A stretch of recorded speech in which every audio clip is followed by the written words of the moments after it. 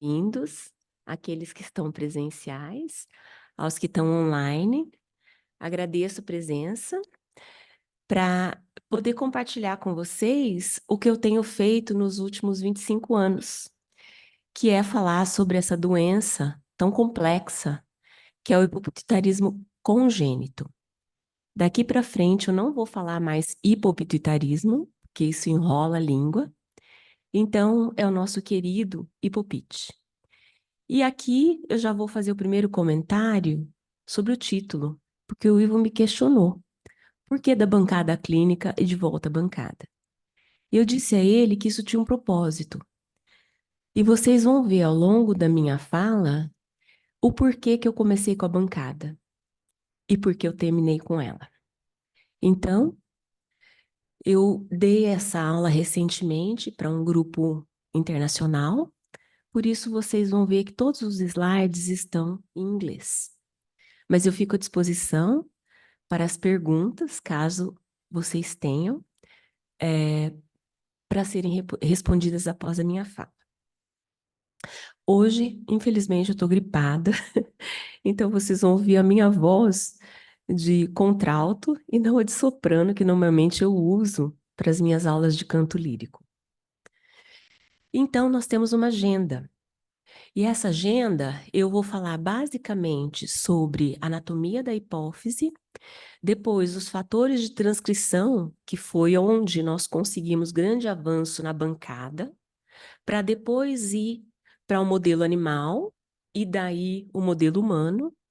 Depois o quanto que nós conseguimos diagnosticar os nossos pacientes ao longo dos últimos anos, basicamente há 25 anos que eu estou aqui. Depois eu vou introduzir um pouquinho sobre o conceito da célula-tronco pluripotente induzida e a sua utilidade para os estudos da hipófise. Por fim, eu vou falar um pouco sobre a nossa experiência na diferenciação das linhagens celulares hipofisárias induzidas a partir de célula-tronco pluripotente induzida, que foram obtidas de sangue periférico de pacientes com a variante alélica patogênica no próprio 1, para fazer o estudo de modelagem, e vou falar um pouco do que nós conseguimos aprender sobre o drug screening e as novas drogas que não estão no radar para tratamento de hipopite e nem para hiperexpressão dos hormônios. E, por fim, eu vou fazer as considerações finais. Então, começando com a anatomia. Essa é uma imagem que mostra que a hipófise é uma glândula mestre. Apesar de pequenininha, ela é uma gigante, porque ela é responsável pela fisiologia adequada do nosso organismo, que engloba o crescimento, puberdade, lactação, primeiro a gravidez, a lactação, a resposta aos momentos de estresse, não estresse emocional, mas o estresse que envolve infecção, cirurgia, que vem a partir da produção do cortisol. Então, realmente, são nos pequenos frascos que se encontram os bons perfumes. E eu digo que a hipófise é a glândula mestra por conta dessas grande funcionalidade. E é importante entender que a embriologia da hipófise, ela é disposta a partir de 2 folhetos. Um deles vai formar o lobo posterior, que nada mais é do que uma extensão dos neurônios magnocelulares do hipotálamo, e a adenohipófise, ela vai ser formada a partir de uma série de fatores de transcrição que vão estar ordenados numa orquestra para que seja formada a hipófise com as células diferenciadas e produtoras de hormônio. Então, o que nós temos? Que a hipófise posterior, ela basicamente secreta os hormônios antidiurético, que é o AVP, que hoje a doença associada a essa deficiência do AVP é o nosso antigo diabetes insípidos. E nós temos a ocitocina, que foi durante muitos anos entendida como sendo importante para as contrações do útero e para a contração e liberação do leite. Mas nos últimos 10 anos tem havido um certo interesse pelo papel da ocitocina, principalmente no humor. E o campo científico se avançou muito, apesar de nós não termos um bom método que possa aferir a ocitocina, porque ela é um aminoácido, é uma proteína de 8 aminoácidos e 2 deles se confundem com o AVP. Nós temos também aqueles hormônios que são liberados pela hipófise anterior, e que vai ser responsável por todas aquelas funções que eu disse anteriormente. E dependendo de onde se encontra o defeito, o fenótipo vai ser decorrente da diminuição da produção dos hormônios. Para que a gente entenda o que é o hipopituitarismo, que às vezes enrola a língua, por isso que a gente chama carinhosamente de hipopite, nós temos da etimologia da palavra, hipo, vem do grego que é pouco, e a pituitária é a hipófise. Então, quando nós temos a diminuição de um ou mais hormônios da hipófise ou dos fatores liberadores do hipotálamo, nós entendemos como hipopituitarismo. E o pan-hipopituitarismo, na sua base etimológica, pan significa global. Então, eu entendo, e é assim que eu ensino os alunos aqui, que o PAN, por ser global, merece estar englobado a hipófise anterior e a posterior. Mas isso existem controvérsias na literatura. Muitas pessoas utilizam como pan-hipopituitarismo anterior quando todos os hormônios da hipófise anterior estão comprometidos. Então, vou começar a falar um pouquinho para vocês sobre a história dos fatores de transcrição e como que eles chegaram até o paciente. Aqui é um gráfico que ele é antigo, ele é de 2003, mas o Simon Rhodes foi muito feliz quando ele fez esse gráfico, porque se vocês observarem, ele faz uma comparação entre espécies da formação e diferenciação terminal dos hormônios hipofisários. Então, nós sabemos que nós temos o neuroectoderma e a bolsa de Hatch, vai haver um comprometimento dessas células, principalmente por fatores que são sinalizadores da hipófise, e guardem SHH, FGF10 e FGF8, porque eu vou falar sobre eles lá na diferenciação das células hipofisárias a partir de IPS. Depois, a bolsa de Hatch, ela vem do ectoderma oral e uma série de genes começam a ser expressos para que esse comprometimento ou células progenitoras venham a se tornar as células diferencialmente expressas numa hipófise adulta. O que nós temos em vermelho são são as linhagens dependentes de PROP1, mas não descrita no camundongo.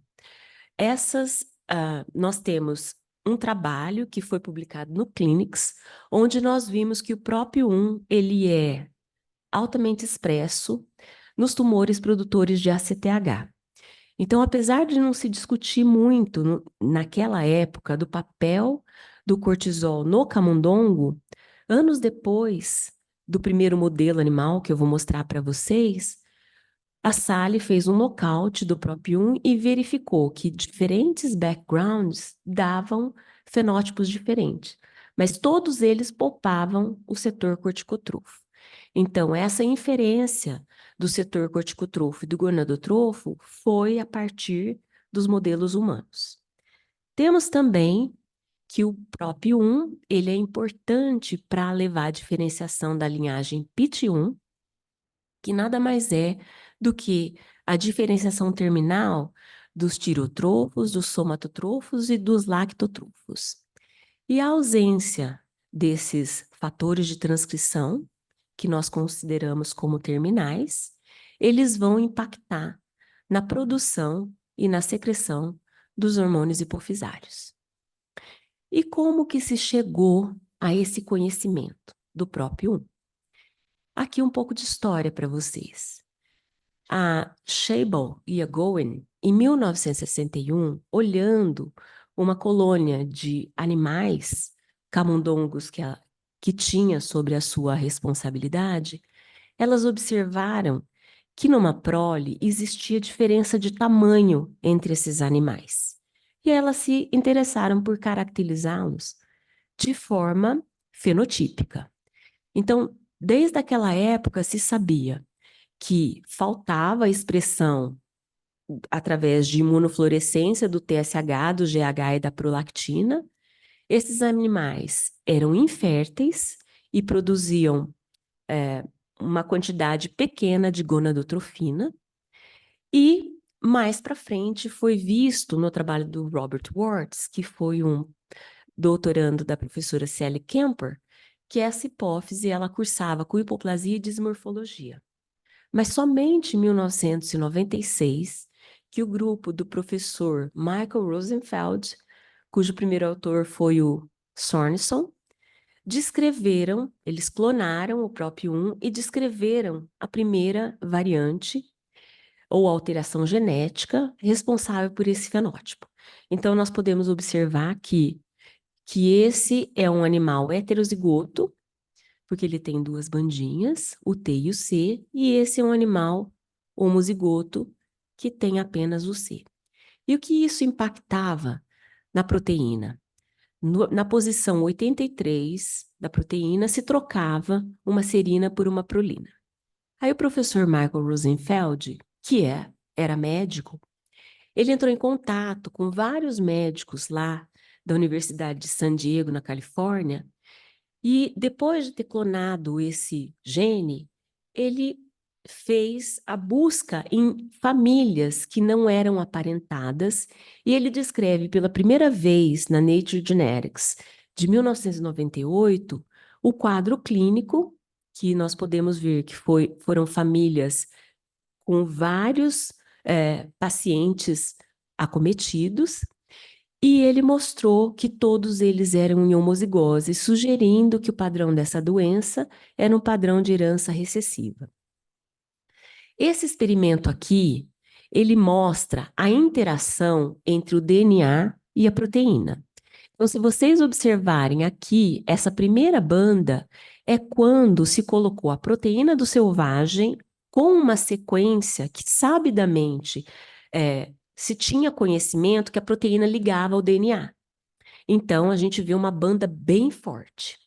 E ele testou também as outras variantes. E a gente percebe que existe uma redução, mas na variante, que é a mais comum no Brasil, que é a deleção de 2 pares de base, vocês podem observar que não existe banda nenhuma. E eles, não contentes só de avaliar esse mecanismo, eles foram avaliar o mecanismo de transativação. Então, eles pegaram um complexo que se chama PRDQ3 e PRDQ9, que sabidamente já tinha sido mostrado que o próprio 1 se ligava e transativava, e aqui nós podemos ver transformada em luz. Então, o próprio 1 selvagem é o que mais tem expressão, e quando se observa o efeito da variante que deleta 2 pares de base, leva uma proteína truncada, um frame shift e é uma proteína truncada, não existe atividade dessa proteína. Já o camundongo, ele tem uma pequena atividade, mas estatisticamente inferior ao que se observava naquele complexo do próprio 1 selvagem. E aqui, a partir dessa publicação, o mundo voltou seus olhos para os casos e a análise que na época era feita por Sanger, pelo método de sequenciamento de Sanger, daqueles casos que tinham hipopite. E basicamente, como que esse paciente ou essa paciente vai se apresentar? considerando um hipopituitarismo congênito. Aqui nós temos o caso de uma menina, eu tive autorização para poder mostrar a foto dela, que a mãe referia que essa menina tinha uma baixa estatura desde os 4 anos de idade. Na história familiar, ela era filha de pais que não eram consanguíneos, mas eram originários de uma cidade de 40 mil habitantes. Os avós maternos eram primos de segundo grau, e a mãe contava que a sua irmã tinha baixa estatura e tinha uma menorreia primária. Quando a paciente veio no nosso ambulatório, ela tinha uma estatura inicial menor que -2 desvios padrão, que é um dos flags que a gente tem que levar em consideração para começar a investigação da baixa estatura por deficiência de GH, aqui no caso. A target height dela era -1 desvio padrão, mas quando se fazia o Z da target height, o Z da altura inicial menos o Z da target height, ela tinha um valor de -1,89. O que significa isso? Que ela estava crescendo fora do canal da família, que nós consideramos menor que -1,5. Ela tinha um sobrepeso e tinha as características típicas de uma criança com deficiência de GH, como obesidade centrípeta e a fronte olímpica.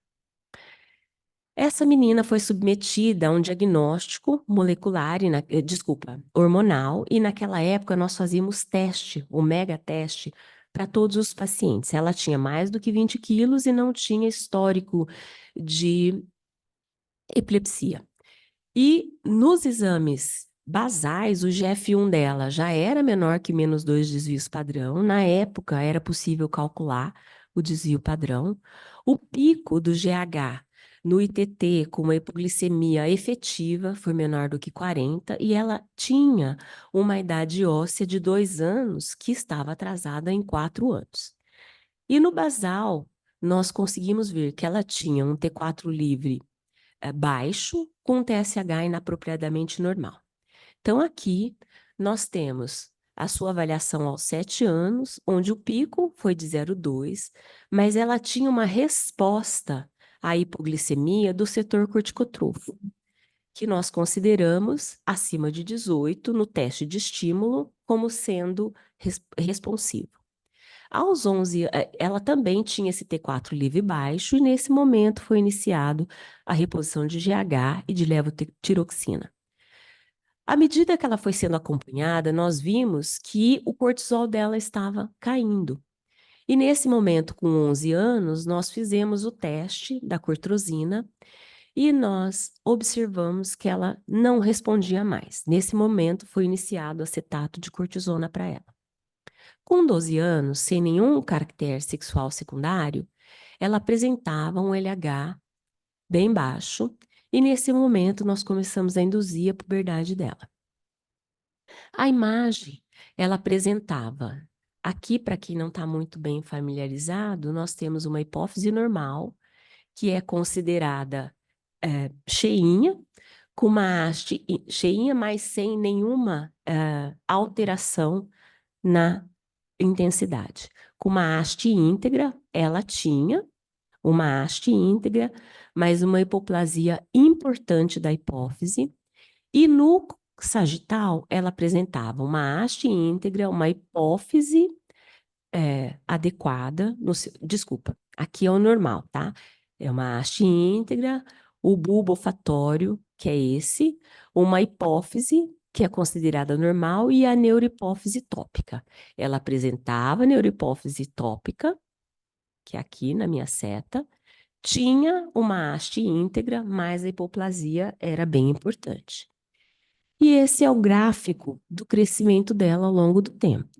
Então, logo de cara, ela já teve uma velocidade de crescimento no primeiro ano de 12 centímetros, o que sugere que seja realmente uma deficiência de GH, e aquela estava reposta por GH e levotiroxina. Com 11 anos foi reposto, iniciado a reposição do cortisol. Com 12 foi iniciado a indução da puberdade e ela chegou, e é interessante que ela teve um estirão aqui, e ela chegou numa estatura final compatível com a target height dela.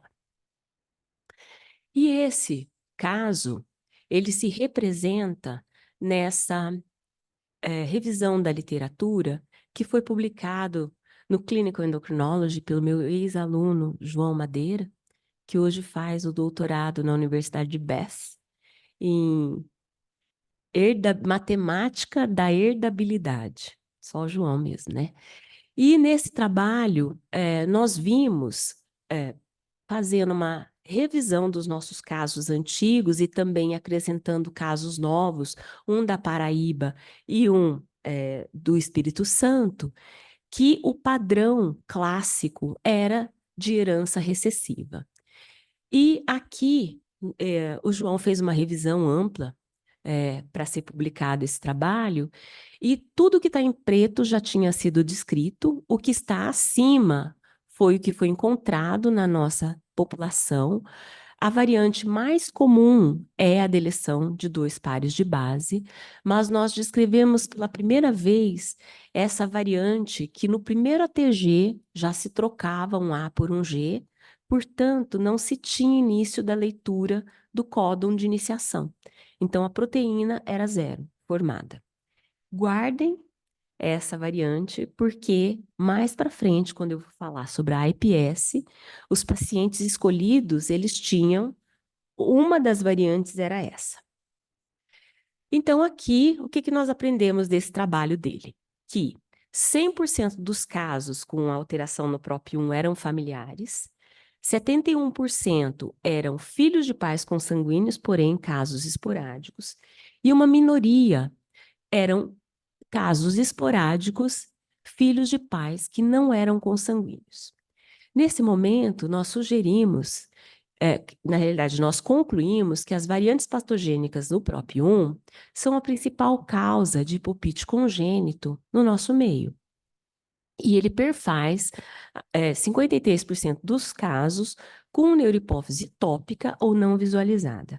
Apesar de já ter sido descrito neurohipófise ectópica com casos de PROP1 que não foram avaliados por exoma, então a gente não tem como afirmar se tinham outros genes comprometidos levando a neurohipófise ectópica, o que a gente conclui na nossa casuística é que nós não temos nenhum caso de neurohipófise ectópica. Mas aqui, nesse momento, nós fomos fazer uma análise do que a gente tinha conseguido produzir ao longo dos últimos anos, comparando com o que tinha na literatura. Então, esse trabalho da Francesca De Rienzo, que foi uma meta-análise de 21 estudos, focado basicamente naqueles genes que eram procurados alterações através de técnica de Sanger, avaliando gene a gene, ela, que basicamente era o Resex1, o GLI2, o OTX2, o LHX3, o LHX4, o PITX1 e o 2, ela chegou à conclusão de que essa população tinha um diagnóstico molecular em torno de 12,4%. Mas o que chamava a atenção? Que 11% eram casos esporádicos e 63% eram familiar ou consanguíneo. Então, eles sugerem que os casos familiares devem ser submetidos a uma investigação genética, porque a chance de se encontrar uma base genética é maior.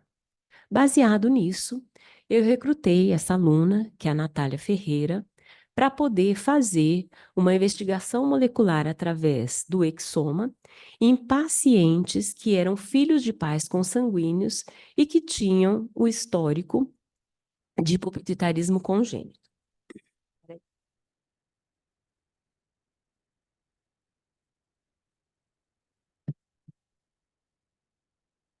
Então, aqui nós temos que, de 36 casos que nós tínhamos no ambulatório, 20 já tinham diagnóstico molecular. Então, 16 foram para o exome. Se vocês observarem, todos eles eram filhos de pais consanguíneos. O que chama atenção é que a grande maioria eram pacientes do sexo masculino, porém, nessa época não existia a plataforma Franklin, que é o que nós usamos hoje para fazer análise de VCF. Isso foi feito manualmente, numa tabela de Excel, e após ser colocados esses critérios de pipeline, nós chegamos à conclusão que apenas 2 pacientes tinham diagnóstico molecular que explicavam o fenótipo de hipopituitarismo. Então, aqui nós temos o primeiro caso. Esse trabalho foi publicado na revista Genes de 2021, e é a história de um paciente que ele acompanhava, era filho de pais consanguíneos, acompanhava aqui no hospital, e esse menino teve uma microorquidia, e por conta dele ter a microorquidia, ele fez uma correção muito tardiamente, aos 12 anos. Ele entrou em puberdade, mas aí foi feito um bloqueio da puberdade dele, e quando desbloqueou, ele chegando à estatura adequada, ele já não conseguia mais produzir. Então, ele tinha um padrão de hipogonadismo hipergonadotrófico. E a imagem dele no laudo foi dito como uma hipófise que era não... eles tinham colocado como síndrome da hipófise ectópica. Aí eu pensei, bom, vou ter um gene muito importante aqui.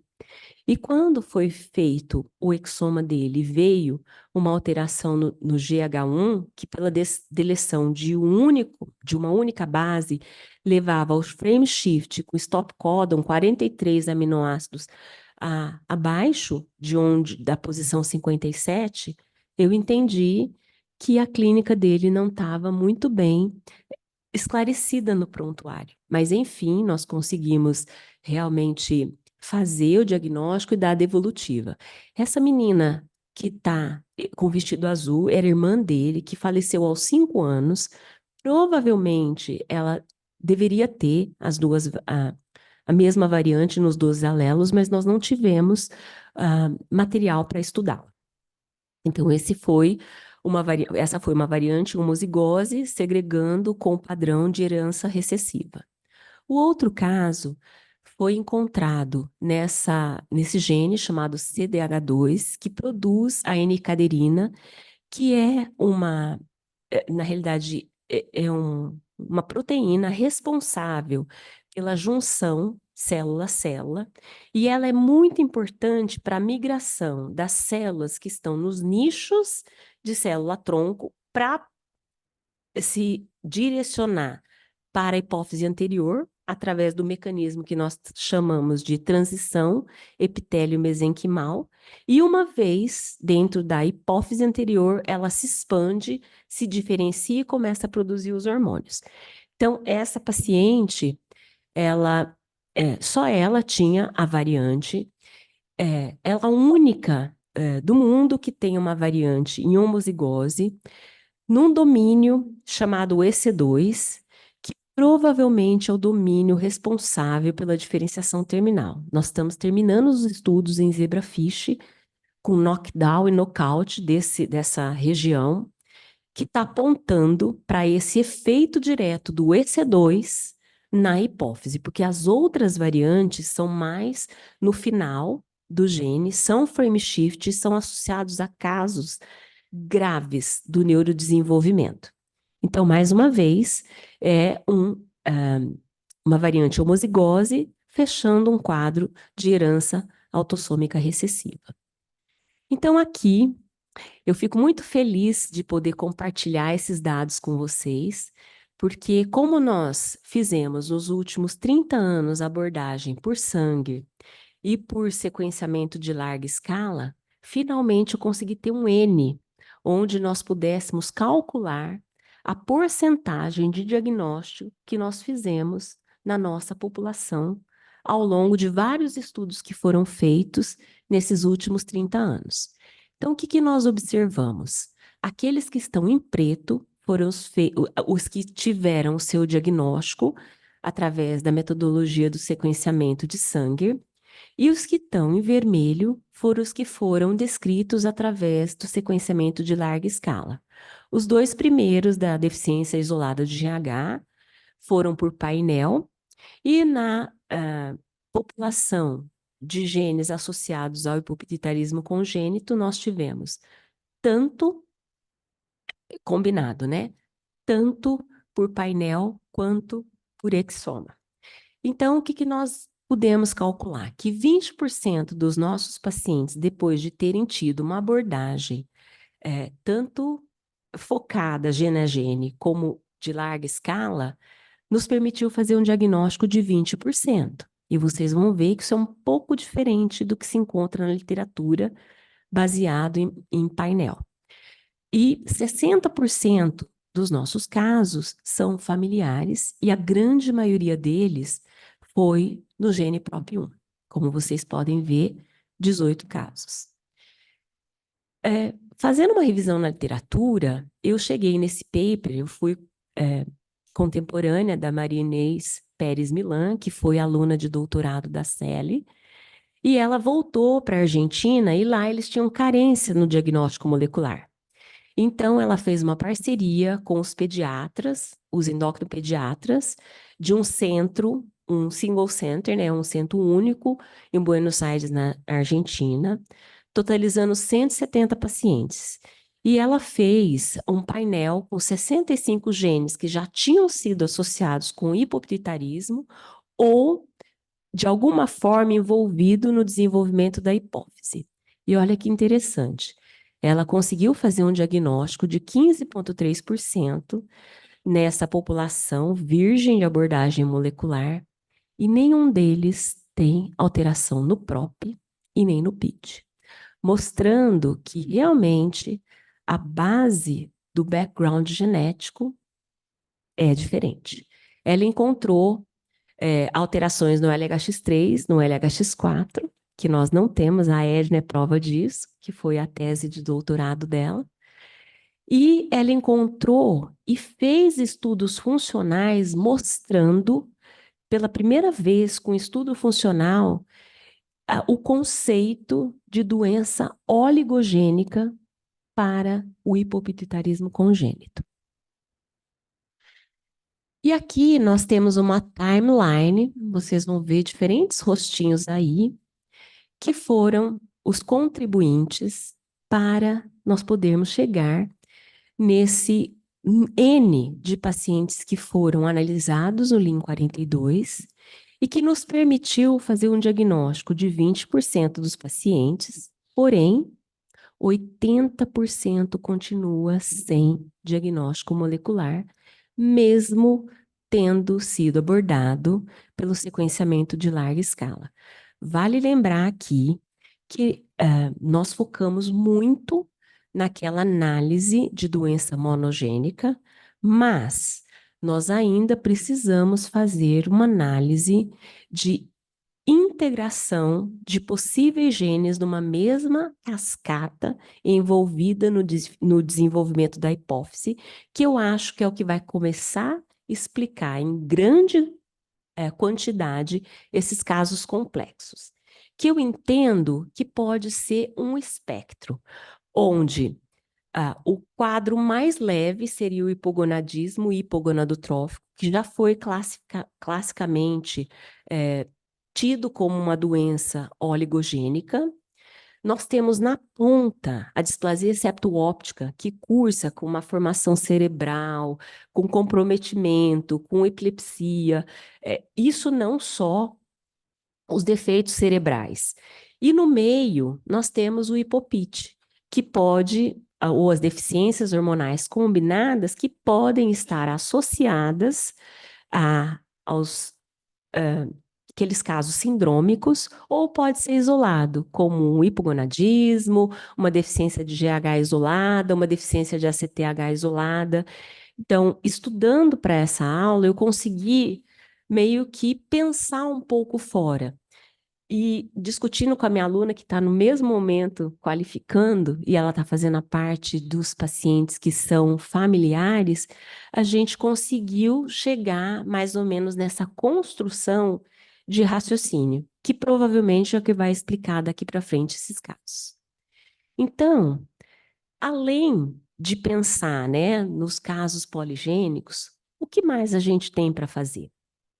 E aí eu vou introduzir para vocês o conceito de célula-tronco pluripotente induzida e a sua utilidade no estudo da hipófise.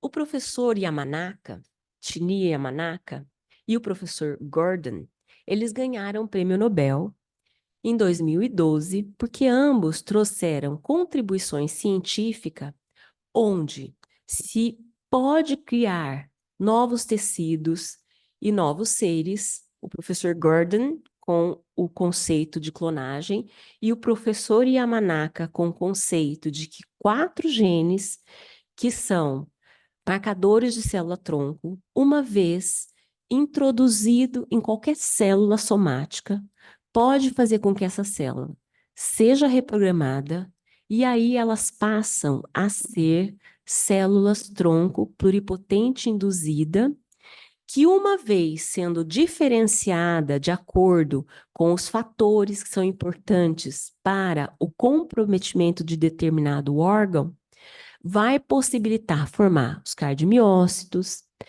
as células hematopoéticas, as células hipofisárias e também aquelas células neuronais. Existe já uma gama de empresas, inclusive uma se encontra no Rio de Janeiro, onde eles fazem o órgão que você quiser, a partir dessa técnica de iPS.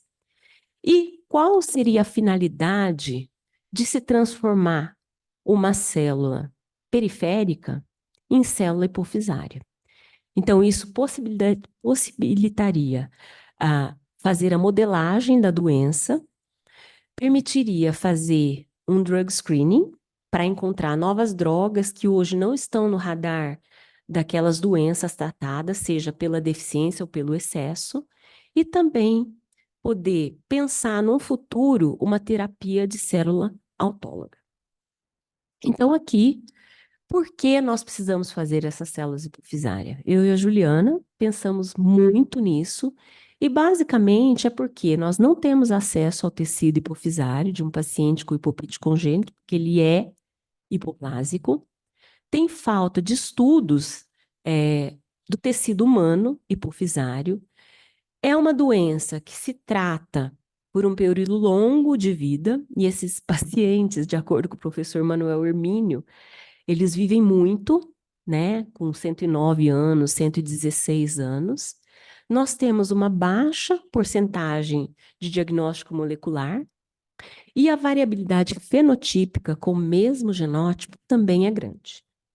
Para isso, nós fizemos uma parceria com a professora Faranac e ela recebeu a Juliana lá em São Francisco, onde ela estabeleceu um protocolo que, a partir de células de sangue periférico de pacientes com variante patogênica no próprio 1, foi possível gerar células hipofisárias e daí fazer o estudo da modelagem da doença comparado com o fenótipo do paciente.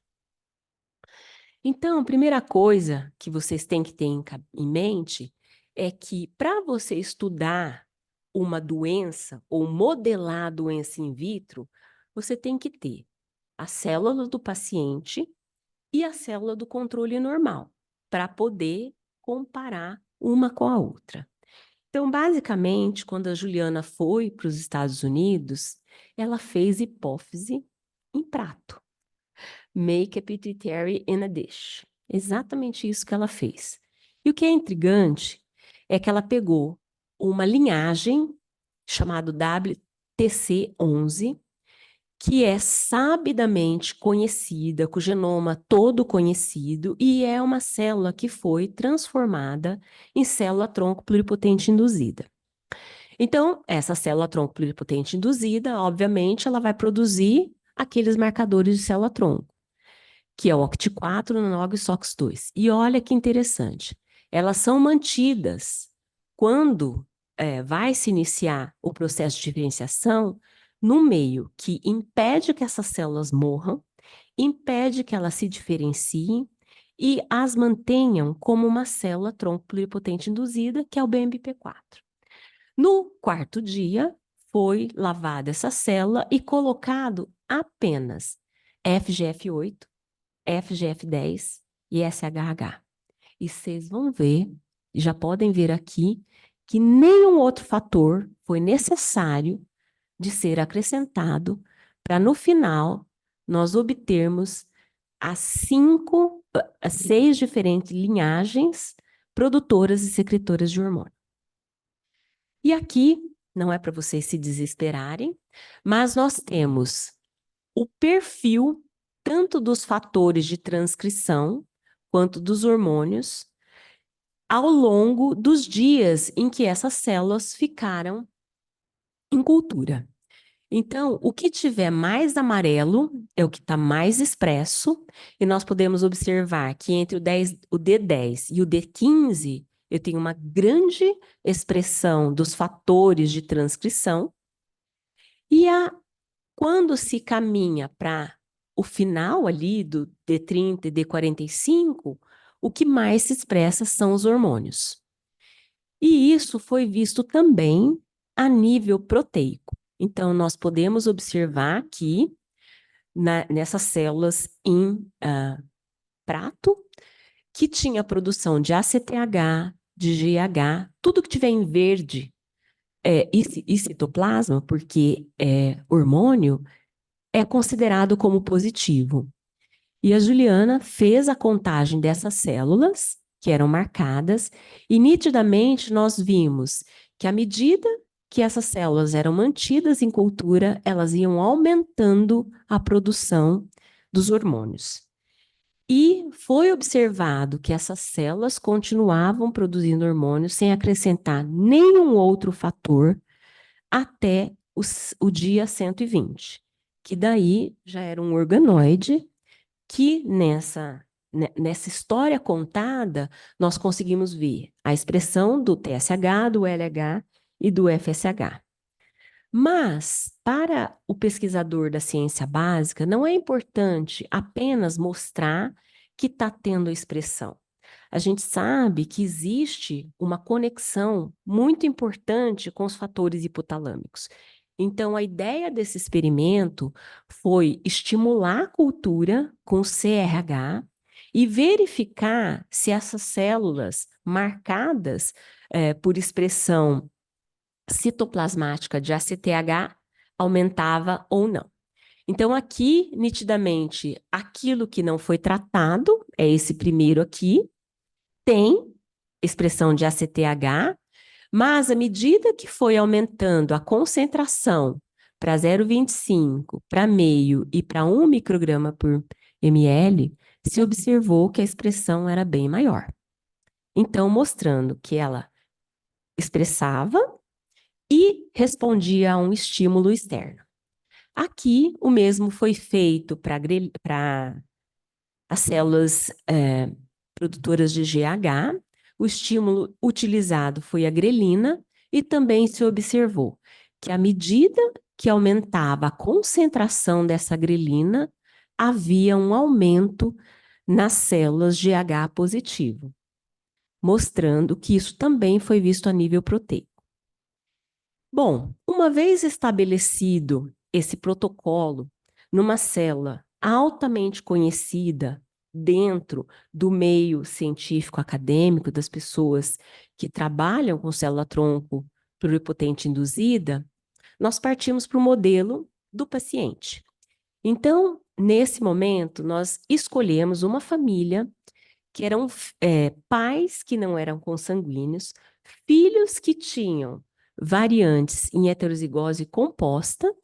A primeira foi herdada da mãe, que foi a ausência da proteína, porque trocava o primeiro ATG, e a segunda foi herdada pelo pai, que tinha uma variante em heterozigose dessa F88S, que já tinha sido descrita pela nossa instituição, doutora Berenice, doutor Arnold, não me lembro exatamente mais quem, mas eles eu sei que foram os seniors, E tinha estudo funcional nessa época, entendendo que o estudo funcional não era tão forte.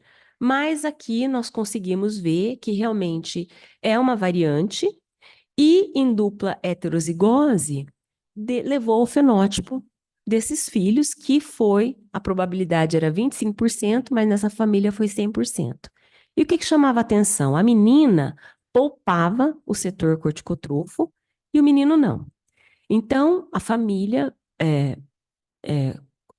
deu seu consentimento para que nós tirássemos essas células hipofisárias, células do sangue periférico, que foi induzida, em célula-tronco pluripotente induzida, e essa fase foi feita lá com a professora Lígia Veiga, e a parte de diferenciação terminal foi feita na Universidade de Michigan.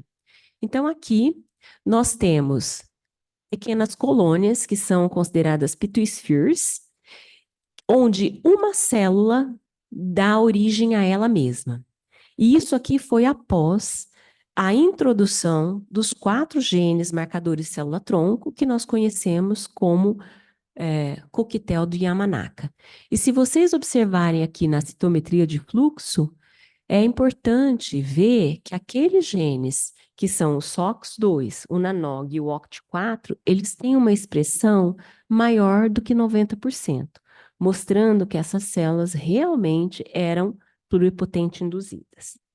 E daí foi feito todo aquele protocolo de diferenciação terminal que a Juliana tinha inicialmente feito com a WTC11, e nós conseguimos modelar a doença da paciente in vitro. Então, ela tinha, só para vocês se atentarem, a coluna em cinza é a paciente e em verde são seus pais. Então, ela tinha realmente uma diminuição na expressão ao longo dos dias que foram mantidas em cultura, menor e estatisticamente menor para a expressão do PROP1, do TSH, do GH e do LH. E foi interessante que a POMC, que é um precursor do ACTH, não tinha diferença quando comparado aos seus pais, mostrando também a nível proteico, tudo que está em amarelo aqui é uma expressão de ACTH que ela tinha quando é comparada com o controle normal, que foi a sua mãe, e ela produzia nada quando se via no campo completo, ou muito pouco, de expressão de GH e TSH. Então, aqui, a partir do momento que nós conseguimos gerar essas células tronco pluripotente induzidas e as células diferencialmente diferenciadas em hipófise, nós podemos passar para o drug screening. E como que foi feito isso? De uma forma bem resumida, essas células que expressavam diferentes hormônios, elas foram colocadas numa placa de 384 poços, e a Faranac disponibilizou uma placa de drogas que já tinham sido aprovadas pelo FDA, no total de 1.444 drogas. Essas drogas foram colocadas individualmente em cada pocinho, e essa placa foi levada para um microscópio confocal, e ele me dizia qual droga que aumentava determinado hormônio ou diminuía determinado hormônio. A partir disso, nós chegamos numa lista de 17 drogas que foram avaliadas do ponto de vista dos genes nos quais ela atuava e as proteínas que ela poderia interagir. E a partir disso, nós conseguimos gerar uma lista de 17 drogas. A grande maioria delas atuavam naquela cascata das MAP-kinase, e nós tivemos 7, né, que reduziam a expressão do ACTH, e 6 que aumentavam a expressão de ACTH. Então, aqui a gente pode pensar em possíveis drogas que vão aumentar a produção do ACTH, pensando aí numa insuficiência de cortisol central, ou aquelas que vão reduzir o ACTH, considerando aquelas que produzem demais, como os hormônios produtores de ACTH. E aqui foi a correlação que ela fez da droga com a classe na qual ela foi estabelecida, as doenças associadas e qual a sua relação com os genes hipofisários. Tirando a sunitinib, que não foi encontrado nenhum gene relacionado à hipófise, as demais drogas tinham alguma relação com os genes hipofisários. E no momento, nós estamos validando esses dados, tanto em modelo animal, quanto em modelo animal, que aí nós estamos usando o selvagem do PROP1 e o próprio PROP1, e no futuro, quem sabe, conseguimos usar para validar essas drogas nos tumores. Então, quais as considerações finais que nós trazemos daqui, que é basicamente o resumo dos 25 anos que eu estou aqui, é que o Sanger e o sequenciamento em larga escala em pacientes com hipopite congênito elucidou 20% das amostras da nossa coorte. Os casos familiares ou consanguíneos perfizeram um total de 60%. Então, a primeira dica que fica aqui, se você tem que gastar dinheiro para fazer um exoma, faça em casos familiares ou consanguíneos. Os demais vão ter uma taxa em torno de 12%, de 15%, e isso é importante ser dito para o médico assistente, né? Que o médico assistente diga para o seu paciente, para ele não se enganar, que vai fazer um exome e vai resolver os problemas. Às vezes até causa problema. Os casos esporádicos, que são a sua maioria, permanecem sem uma etiologia molecular.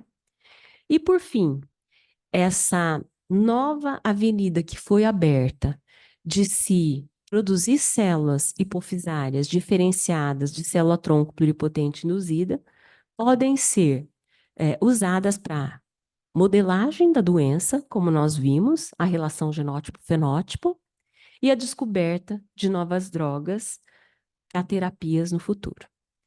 Com isso, eu encerro aqui, mas não sem antes agradecer todo o elenco que está por trás de tudo isso que eu mostrei para vocês, que começa aqui na casa, quando fui recebida pela professora Berenice e o professor Ivo, que me literalmente guiaram para fazer o meu doutorado. E aqui sempre não posso deixar de agradecer o Alex, que sempre foi um parceiro, principalmente na análise dos exomas. Gostaria de agradecer a professora Lígia Veiga, que aceitou no seu laboratório, que é o Laboratório Nacional de Células Tronco Embrionária, a Juliana, para fazer os primeiros passos, e eu agradeço a Ana Cláudia, que nos deu a ideia de não ficar querendo fazer a roda, mas simplesmente seguir o fluxo que ela tinha. E aí eu procurei a professora Lígia, que tinha toda uma estrutura montada, e ela fez com que nós conseguíssemos produzir os primeiros resultados de célula-tronco pluripotente induzida para pedir uma BEP para daí a Juliana ir para São Francisco. Agradeço imensamente a professora Faranac, que foi muito importante no desenvolvimento desse projeto e é uma super parceira. A professora Sally Kemper, que na época que eu não tinha dinheiro, ela se disponibilizou a fazer todos os exomas.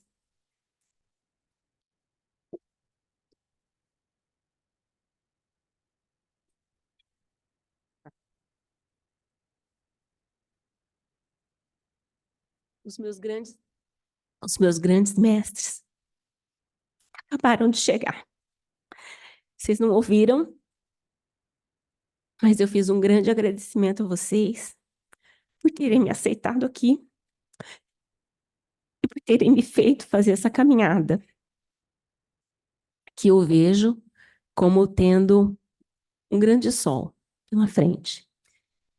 E gostaria também, né, de agradecer a professora Sally Kemper, que na época que eu não tinha dinheiro, ela patrocinou os primeiros exomas para mim.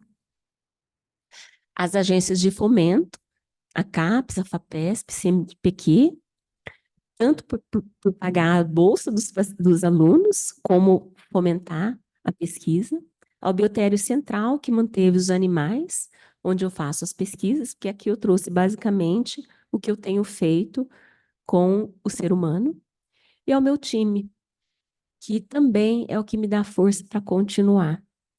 E ele realmente representa essa nossa inconformidade de tentar entender o que é o hipopite congênito, que é uma doença complexa e que precisa de muitos brainstorming para a gente conseguir avançar nesse conhecimento. Aqui eu agradeço, deixo o meu e-mail para quem quiser me contactar e o meu muito obrigada àqueles que estão online e àqueles que estão presencial. Fico aberta a qualquer questão que vocês queiram fazer.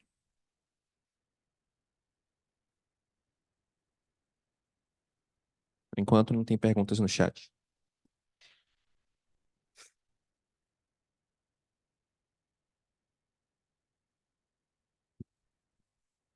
Parabéns, Luciane. Você transpira ciência, né? É bom, estimula os mais jovens a fazer a mesma coisa.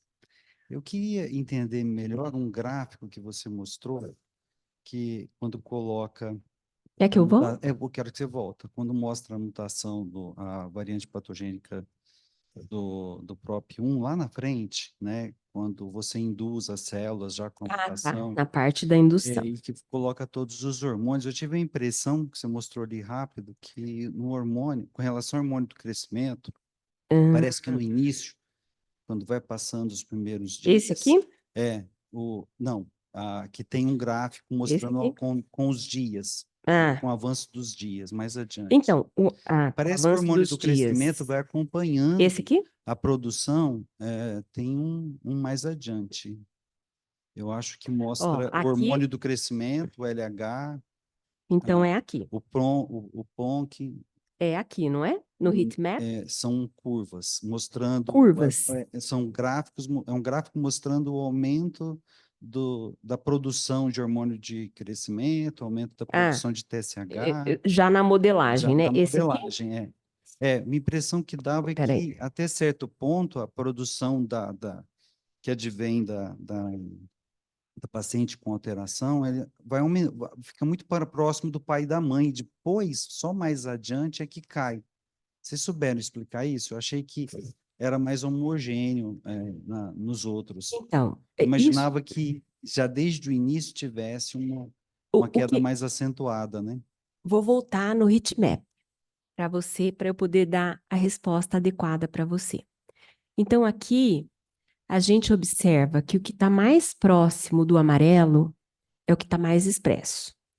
Isso são células que estão em culturas. Então, nitidamente, entre D10 e D15, começa a haver um aumento gradativo da expressão dos fatores hipofisários.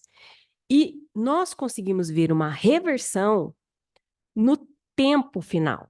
Então, se você pode observar os GH... já está mais diferenciada. Já está mais diferenciada. Já tá dos hormônios. Você vê que no começo aqui, D4, D6, está tudo roxinho. Ou seja, a gente não tem expressão expressiva do GH. À medida que esse tempo vai passando, isso vai aumentando. E o que a gente quis mostrar com esse gráfico? É que quando compara a paciente com seus pais, ela tem, isso que foi feito várias vezes, vários experimentos em triplicata, replicata. Então, esse valor estatístico, ele é diferente.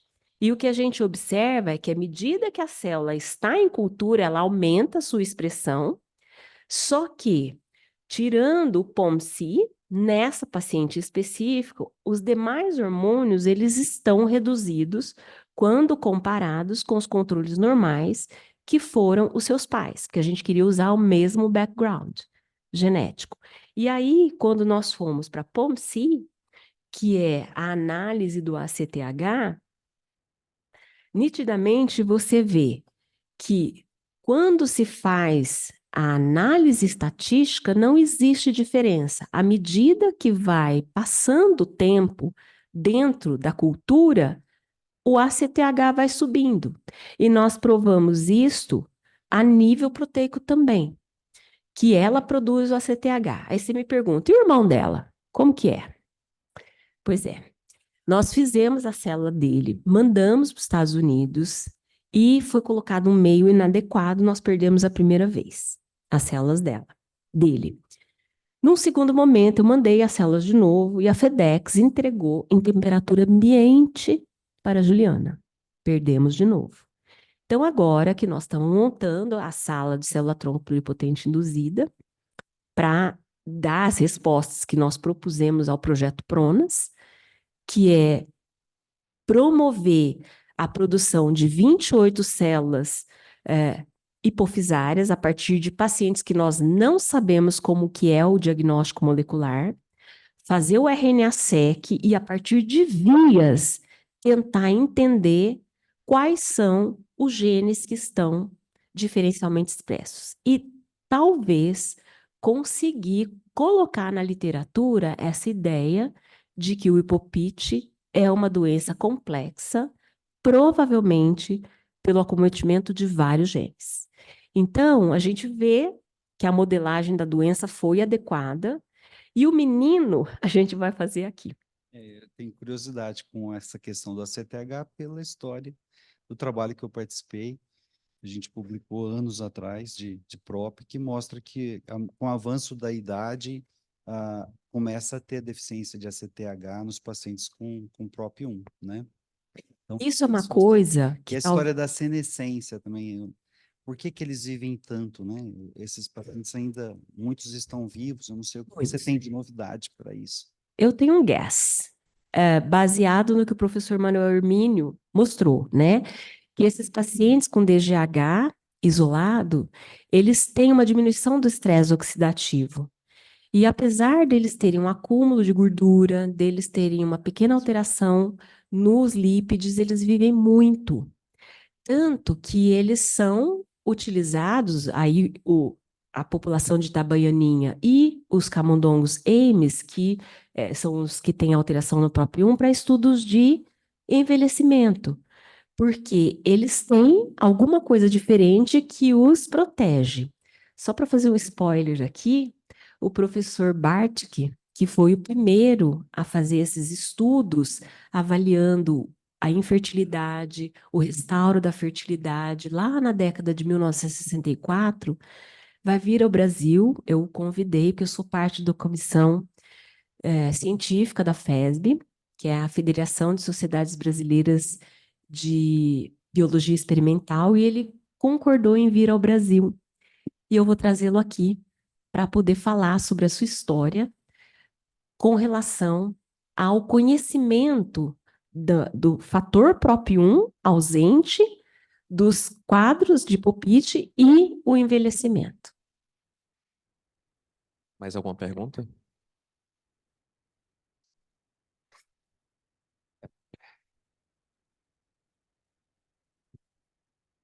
Bom dia, queria agradecer a apresentação, mas principalmente a sua dedicação, Luciani, em solucionar, em trazer luz para a etiologia do hipopituitarismo.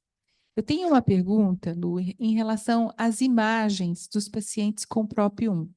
Quando Berenice publicou ainda na década de 90, lembro que chamou bastante atenção que, como esperado na maioria dos pacientes, havia hipoplasia na ressonância magnética, mas em alguns casos tinha uma lesão que simulava como se fosse uma hiperplasia, um tumor. Então, gostaria de saber o que aconteceu em relação a esse processo, como isso tem sido elucidado do ponto de vista etiológico. E a segunda pergunta, quando você pensa no hipogonadismo central, hipogonadismo hipogonadotrófico, em geral, os fatores determinantes são hipotalâmicos. Quando você fala do hipogonadismo hipogonadotrófico combinado com outras deficiências, a sua fala é de fatores de transcrição hipofisários. Você não menciona muito o hipotálamo, ou pelo menos não fica claro a participação de fatores hipotalâmicos. Ana, muito Parabéns, muito obrigada. obrigada. Eu vou responder a sua pergunta trazendo isso aqui. Uma coisa que nós observamos é que só o FGF8, o FGS10 e o SHH, que estão fora da hipófise, foi o suficiente para dar o pontapé. Como nós podemos ver aqui, comprometimento do equiderma não oral, o placoide, as células que começam a ser comprometidas. E daí, o que eu quero te dizer é que tudo está no hipotálamo. Porque o professor Studer publicou uma revisão porque ele foi o primeiro que pegou essas células que vieram de fibroblasto, transformou em iPS e depois em hipófise e implantou na cápsula, na subcápsula do rim. 15 dias depois, estava sendo produzidos os hormônios. Então, ele é o primeiro que traz a ideia de que os fatores hipotalâmicos são os mais importantes. Por isso que nós usamos CRH, grelina, para fazer o estímulo do aumento da expressão. E mais, se a gente consegue dosar esses fatores no sangue, pode ser, isso é uma hipótese, ninguém fez esse experimento, de que se a gente implantar essas células na periferia, embaixo da pele ou até mesmo na cápsula renal, como vai ter hormônio circulante, eu imagino que aconteça o mesmo que aconteceu com o camundongo. Ele passe a produzir os hormônios hipofisários.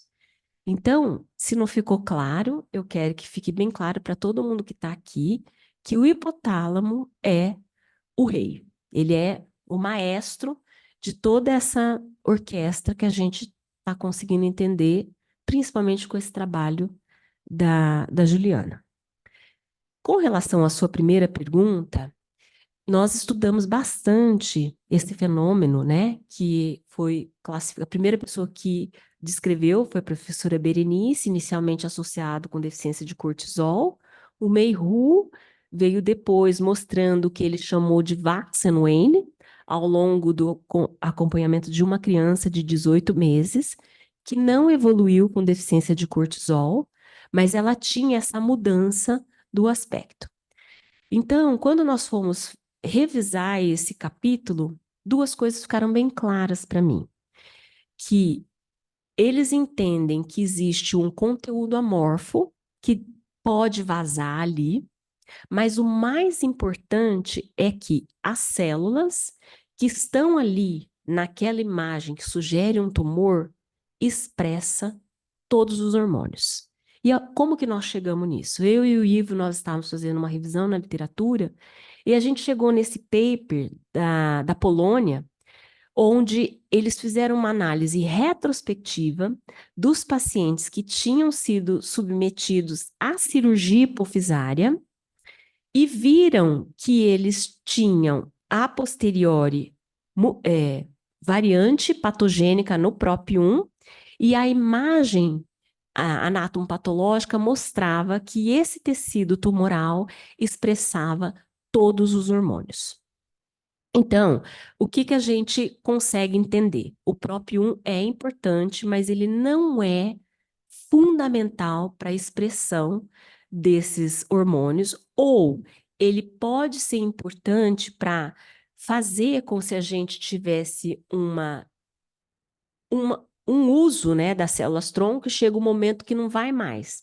E foi isso que nós mostramos no trabalho de mestrado da Juliana, que durante a puberdade, que é o que a gente considera alta demanda, existe um aumento na expressão dos hormônios, com diminuição do SOX2. Na vida adulta, esse animal ele não recupera o fenótipo, ele continua pequenininho e infértil, ele tem um acúmulo de SOX2 e uma diminuição da produção dos hormônios. Então, eu acho que a gente começou a entender como que funciona, mas o mais importante aqui é que a mensagem que eu quero deixar, né, que nem sempre o fato de você ver uma imagem num paciente que tem hipopite, pode ser obrigatoriamente um tumor, como mostra nessa revisão. E até onde eu estudei e consegui avançar, o fato de aumentar e diminuir é como se fosse uma saída daquele líquido que ficava naquela região da adenopófise. Mas mais detalhes do que isso eu não consegui também descobrir. Mas eu já descobri que tem os fatores, na realidade, os hormônios expressos lá, que vêm ao encontro do que nós vimos no camundongo. Pena que ninguém acredita. Acho que é um problema de zip code. Mas é isso. Respondi, Ana? Bom dia a todos. Infelizmente, eu não pude assistir à brilhante aula da Luciani, que eu estava assistindo a tese da Nayara. Tenho certeza que foi brilhante, né, Lu? E eu quero te cumprimentar também pela sua carreira. Eu me lembro bem quando você chegou, muito humilde, com muito medo, sem saber ainda o que fazer, né? Que o Ivo te tomou como aluna de doutorado e é muito bom a gente ver, né? Eu, como uma antiga professora, ver o crescimento dos nossos alunos e você é capaz de atrair tantos alunos e desenvolver metodologias, né, que a gente não tinha na instituição, agregando pessoas como a Juliana, como a Bruna, como todos os seus alunos, né?